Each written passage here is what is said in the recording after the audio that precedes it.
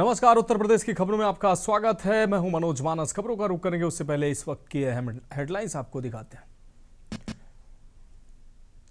Singapore के UP और cooperation enterprises के बीच हुआ करार। मानव संसाधन प्रभारी मंत्री डॉक्टर टेन सिंह लैंग ने किया साइन। डिजिटल परिवर्तन की ओर बढ़े कदम। शंकराचार्य स्वामी आदिमुक्तेश्वरानंद को गिरफ्तारी का डर। हाईकोर्ट में दायर की याचिका। बोले प्रयागराज में आईपीएस अजय पाल साजिश रच रहे हैं, सारा सिस्टम मेरे खिलाफ। डिप्टी सीएम ब्रजेश पाठक का राहुल गांधी पर हमला। बोले दंगे करवाना चाहते हैं मोहब्बत की दुकान चलाने वाले। लखनऊ में जर्जर बारादरी मामले में एक बार फिर माहौल गरमाया। नमाज के जवाब में पढ़ी गई हनुमान चालीसा।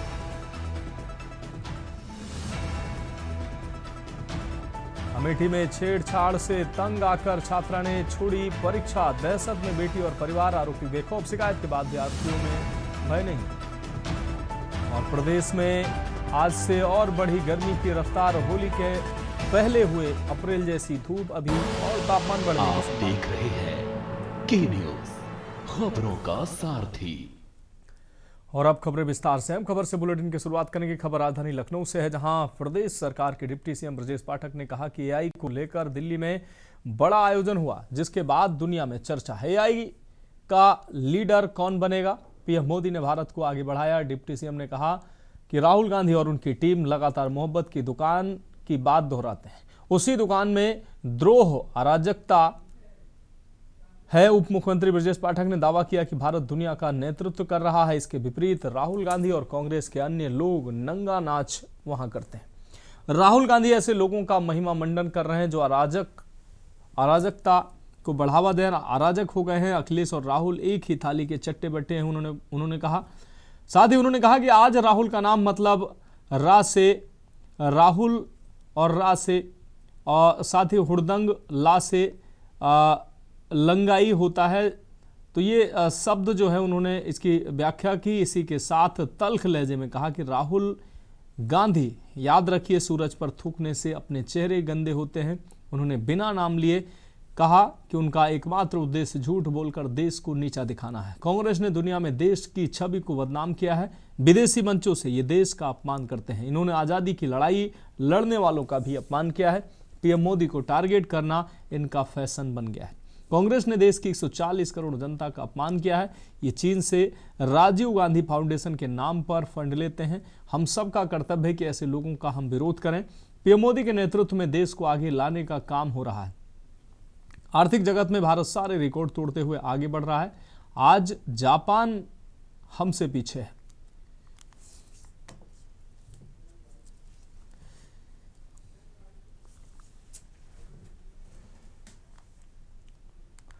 बढ़ेंगे अगली खबर की ओर। खबर लखनऊ से है, जहां डॉक्टर राम मनोहर लोहिया आयुर्विज्ञान संस्थान के अंतर्गत राम प्रकाश गुप्ता मेमोरियल मातृ शिशु चिकित्सालय परिसर से मरीजों की तीमारदारों हेतु पीआरए रैन बसेरा भवन के निर्माण कार्य का भूमि पूजन एवं शिलान्यास कार्यक्रम हुआ, जिसमें मुख्य अतिथि के रूप में राज्यपाल आनंदीबेन पटेल, अति विशिष्ट अतिथि के रूप में डिप्टी सीएम ब्रजेश पाठक और राज्य मंत्री संसदीय कार्य, चिकित्सा एवं स्वास्थ्य परिवार कल्याण एवं मातृ शिशु कल्याण मंत्री मयंकेश्वर शरण सिंह पहुंचे।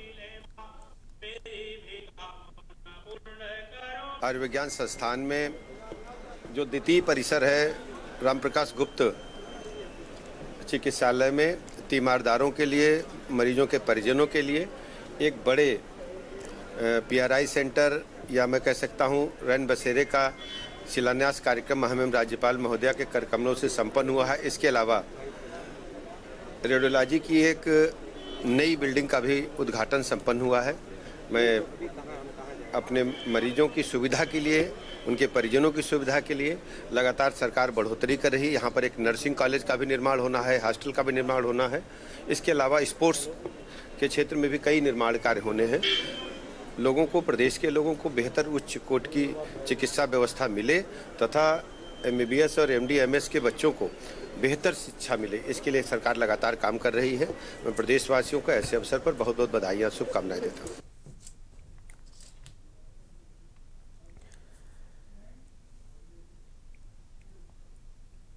बढ़ेंगे अगली खबर की ओर। खबर वाराणसी से जहां कांग्रेस प्रदेश अध्यक्ष अजय राय कार्यकर्ताओं के साथ शंकराचार्य स्वामी अभिमुक्तेश्वरानंद से मिलने पहुंचे। उन्होंने कहा कि जब शंकराचार्य अभिमुक्तेश्वरानंद स्वरूपानंद जी के शिष्य थे तब से हम लोग उनसे जुड़े हैं। इनका आशीर्वाद हम सभी के साथ है। हम धर्म के साथ हैं और धर्म के लिए लड़ने वालों के साथ पूरी कांग्रेस पार्टी खड़ी है। आज से नहीं, जब ये परम पूज्य शंकराचार्य जी जब स्वरूपानंद जी के शिष्य थे तब से हम लोग यहाँ से जुड़े हैं और इनका आशीर्वाद, इनका स्नेह हम सबके साथ है और पूरे काशीवासी, पूरे देश के लोग इनसे प्यार करते हैं। कांग्रेस का क्या स्टैंड होगा? स्टैंड पूरी तरीके से कांग्रेस पार्टी, जहाँ धर्म को सताया जा रहा है, धर्म का अपमान हो रहा है, शंकराचार्य जैसे हमारे धर्म के सबसे बड़े रक्षक और हमारे स्वयं भगवान का अपमान हो रहा है, तो कांग्रेस पार्टी पूरी तरीके से खड़ी है। कल 75 जिले में सड़क उतरकर प्रधानमंत्री को ज्ञापन देंगे। बढ़ेंगे अगली खबर की ओर। कन्नौज से अहम खबर है। जमीन के विवाद में दो पक्षों में जमकर मारपीट हुई है। महिलाओं पुरुषों ने एक दूसरे के बाल पकड़कर जमकर पिटाई की। दोनों पक्षों ने पटक पटक कर लाठियों से एक दूसरे की पिटाई की है। इस दौरान घंटों चले संग्राम में दोनों पक्षों के कई लोग घायल हुए। मारपीट और बवाल का वीडियो सोशल मीडिया पर वायरल हो रहा है। ठठिया थाना क्षेत्र के सत्तार गांव का ये पूरा मामला है।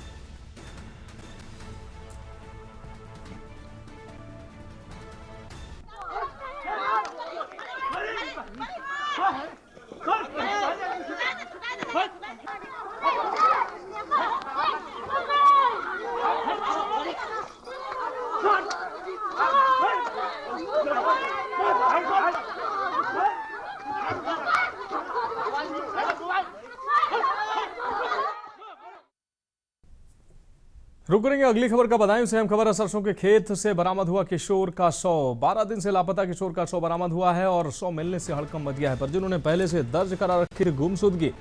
शव की सूचना पाकर पहुंची पुलिस, फॉरेंसिक टीम और पुलिस मौके पर पहुंची है। शव को पोस्टमार्टम के लिए भेजा गया है। फिलहाल जांच पड़ताल की जा रही है। सहसमान कोतवाली के रसूलपुर बेला गांव का यह पूरा मामला है। शव की सूचना पाकर पुलिस और फॉरेंसिक टीम मौके पर पहुंची है। परिजनों ने पहले से दर्ज करा रखी थी गुमशुदगी।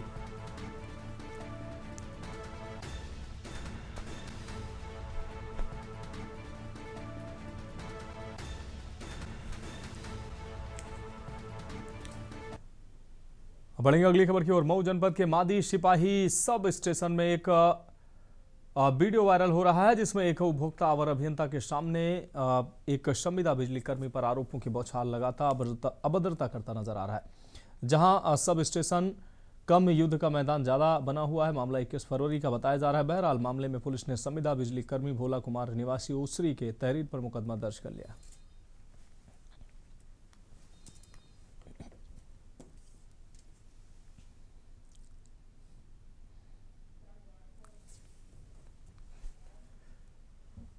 बढ़ेंगे अगली खबर की ओर। खबर जालौन से है जहां आवारा कुत्तों का आतंक फिर से देखने को मिला है। झुंड बनाकर हमला करने वाले डॉग गैंग ने बाड़े में बंधी 8 बकरियों को बनाया अपना निवाला। बाड़े के अंदर घुसकर 8 बकरियों को आवारा कुत्तों ने मौत के घाट उतार दिया। स्थानीय लोगों ने कुत्तों को पकड़ने और तत्काल कार्रवाई की मांग की है। जालौन के उरई कोतवाली के नया पाठकपुरा का ये बुरा मामला है।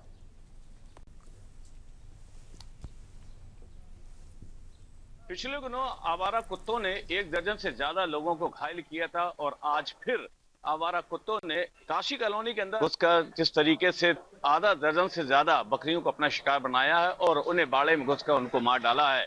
हालांकि आवारा कुत्तों ने जिस तरीके से लोगों को परेशान किया है, कहीं ना कहीं लोगों में इस तरीके से परेशानी बढ़ती जा रही है।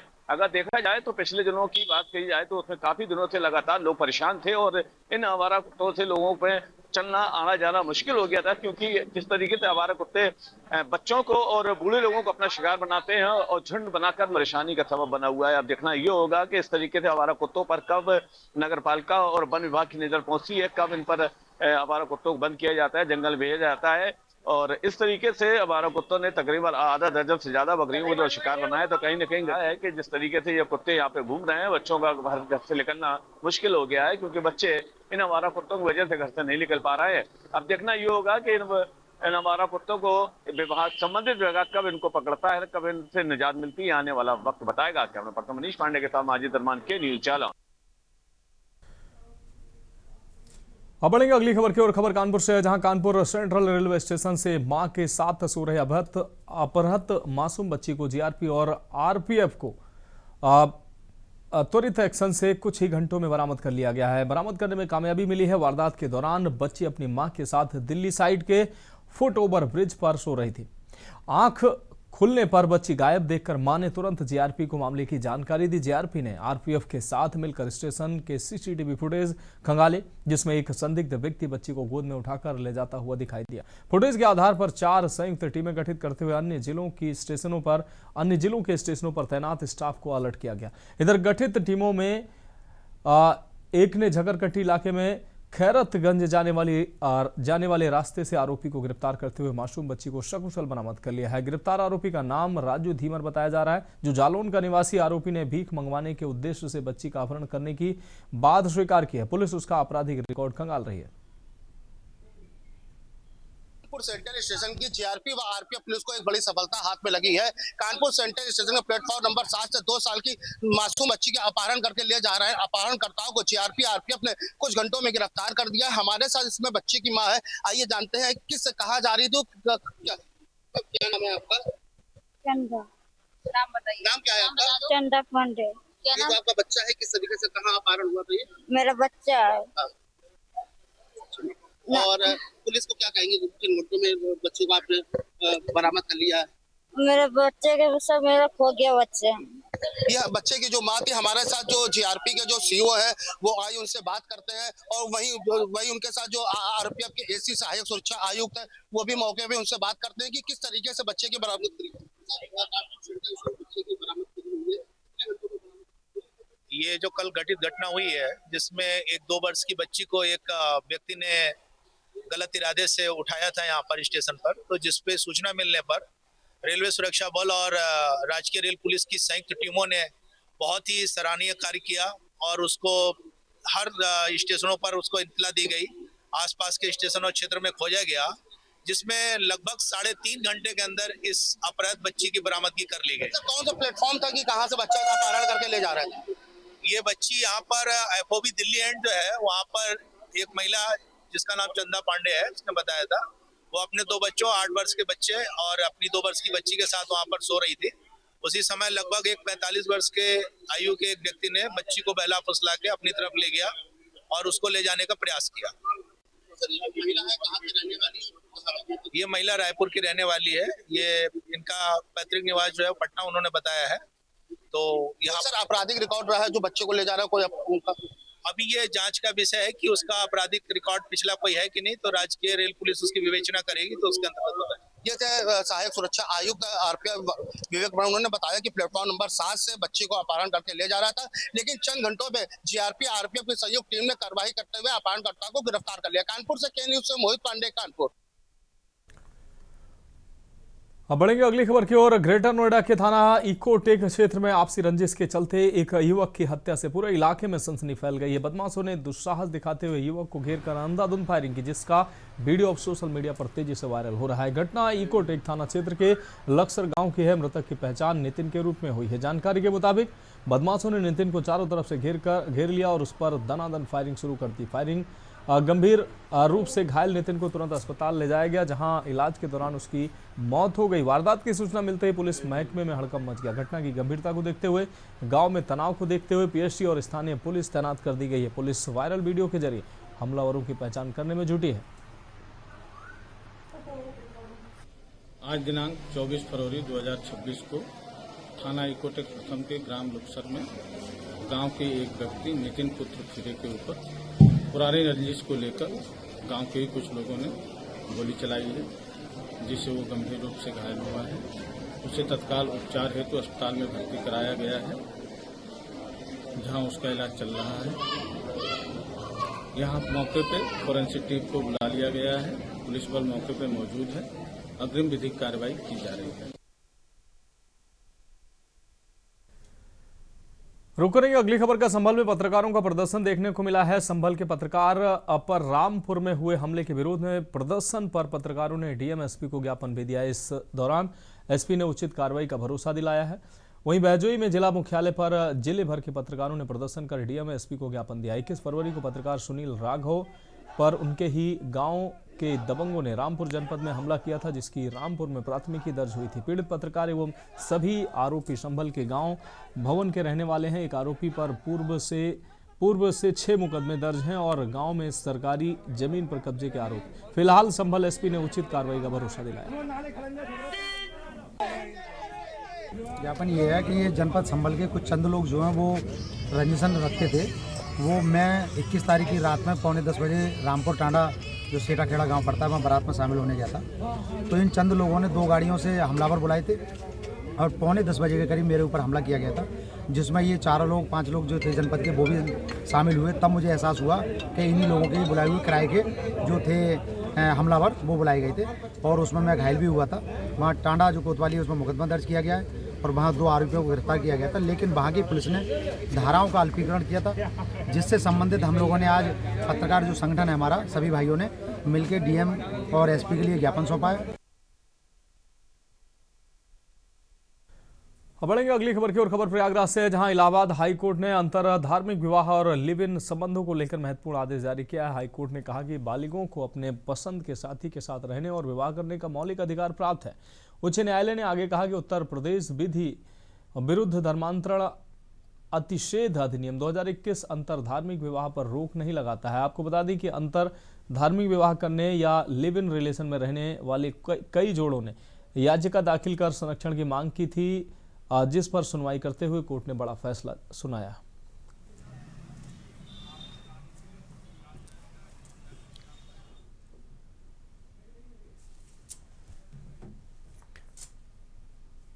खबरों में वक्त एक ब्रेक का है, जल्द हाजिर होंगे।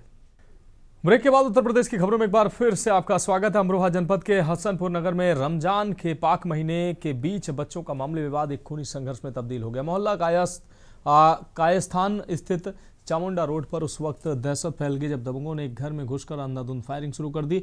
जानकारी के मुताबिक इब्ने अली और तौफीक के बच्चों के बीच हुई कहासुनी के बाद तौफीक अपने बेटों और साथियों के साथ इब्ने अली के घर आधम का आरोप है कि हमलावरों ने अवैध तमंचों से 2 राउंड फायरिंग की, जिसकी आवाज से पूरा इलाका गूंज उठा। इस हमले में इकरा इब्ने अली, अब्दुल समद, नईमा और सलमा छर्रे लगने से गंभीर रूप से घायल हो गए, जबकि एक अन्य युवक पंच के प्रहार से जख्मी हुआ है। सभी घायलों को आनन फानन में सामुदायिक स्वास्थ्य केंद्र में भर्ती कराया गया। घटना की सूचना मिलते ही crime inspector Amarpal Singh police बल के साथ मौके पर पहुंचे। पुलिस ने तहरीर के आधार पर मुकदमा दर्ज कर आरोपियों की तलाश शुरू कर दी। जी बात तो कुछ नहीं थी, मगर वो हमारी पीछे भी तू में हुई थी उनसे, तो वो 3-4 दिन से मुझे मारने की तलाश में थे, पीछे फिर रहे थे। तो वो अब लड़ाई हो गई सुबह, तो वो मोटा जो फैजान जो है तो राड लाया निकाल के, पहले तो मार लिया फिर गिरा लिया।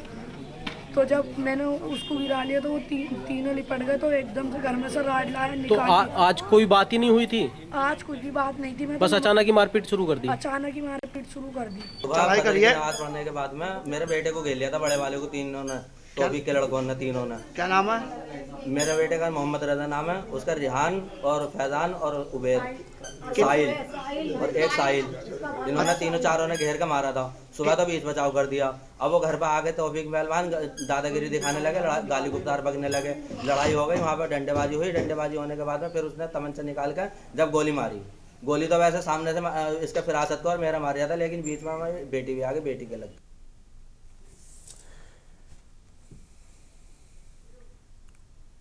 अब बढ़ेंगे अगली खबर की ओर। खबर बलिया से है, जहां बैरिया थाना क्षेत्र में सक्रिय झोला छाप चिकित्सकों ने अपनी नीम हकीमी में एक और जिंदगी छीन ली है। थाना व कस्बा स्थित शकील कटरा में संचालित एक नर्सिंग होम में दलन छपरा निवासी ममता पत्नी बिमलेश शाह को CSC सोनबरसा से जिला अस्पताल रेफर किया।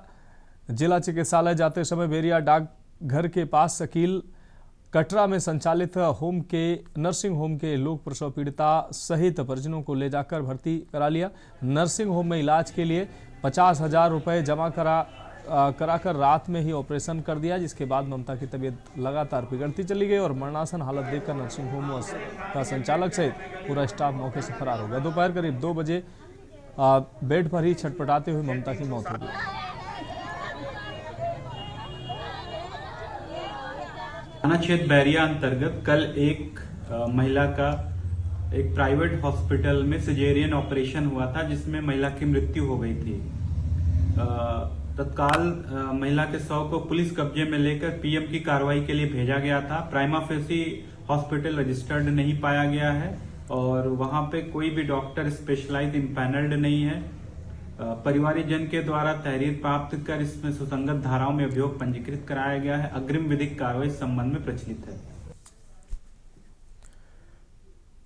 खबर कानपुर से है, जहां सजेती थाना पुलिस ने दलित परिवार के घर आगजनी और मारपीट करने के मुख्य आरोपी अभय यादव को गिरफ्तार कर लिया। घटना को अंजाम देने वाले प्रधान पुत्र के अन्य साथियों को गिरफ्तार करने के लिए पुलिस अन्य आरोपियों के ठिकाने पर भी लगातार दबिश दे रही है। आपको बता दें कि थाना क्षेत्र के मढ़ा गांव में प्रधान के दबंग पुत्रों ने साथियों के साथ मिलकर दलित के घर धावा बोल दिया था। आरोपियों ने घर में आग लगाते हुए जमकर मारपीट भी की थी।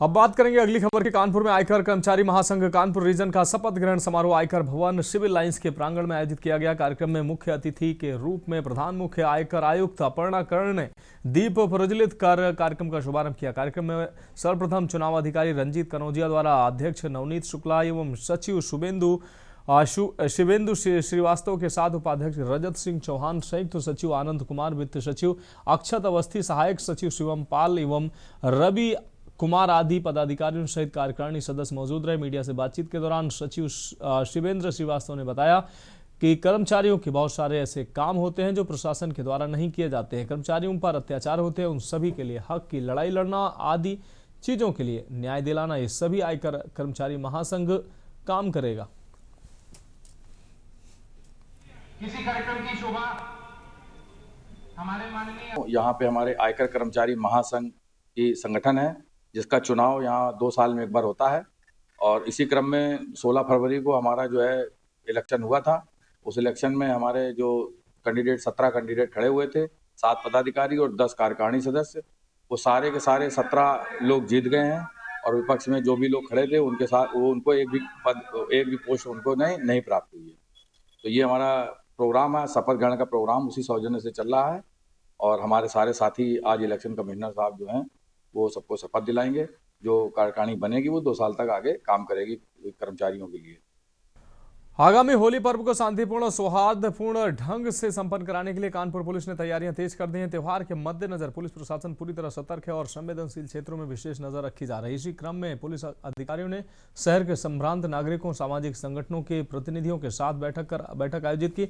बैठक में लोगों की समस्याएं और सुझाव सुने गए तथा आपसी समन्वय से त्यौहार मनाए जाने पर जोर दिया। पुलिस अधिकारियों ने अपील की है कि होलिका दहन कार्यक्रम पूरी तरह शांति और पारंपरिक तरीके से आयोजित किया जाए। साथ ही डीजे की आवाज निर्धारित मानकों के अनुरूप कम रखी जाए, किसी भी प्रकार के आपत्तिजनक या भड़काऊ गीत न बजाए जाएं। अधिकारियों ने यह भी कहा कि इन दिनों यूपी बोर्ड की परीक्षाएं चल रही हैं, इसलिए छात्रों को किसी प्रकार की असुविधा न हो, इसका विशेष ध्यान रखा जाए। आज जनपद में होलिका दहन और होली के कार्यक्रमों को लेकर जितने भी आयोजक थे और जनपद के संभ्रांत नागरिक थे उनके साथ मीटिंग की गई।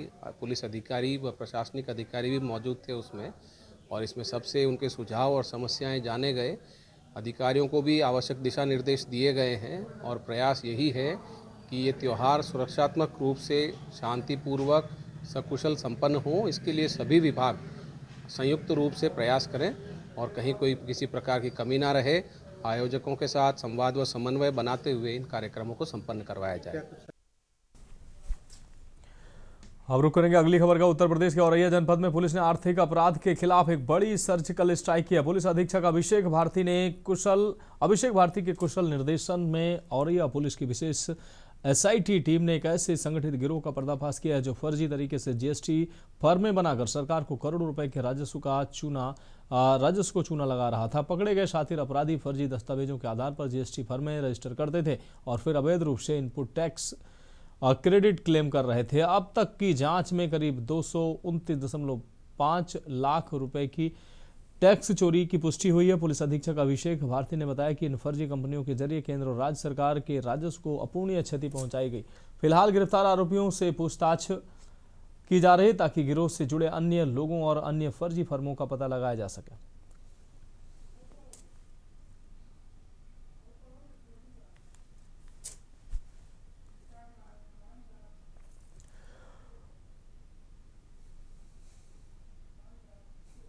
फिलहाल उत्तर प्रदेश की खबरों में अभी के लिए मेरे साथ इतना ही। मुझे दीजिए इजाजत और आप देखते रहिए के न्यूज इंडिया। गोल्डी मसाले लाए हैं फ्रेश लॉक टेक्नोलॉजी जो रखे मसालों को हर समय फ्रेश। गोल्डी मसाले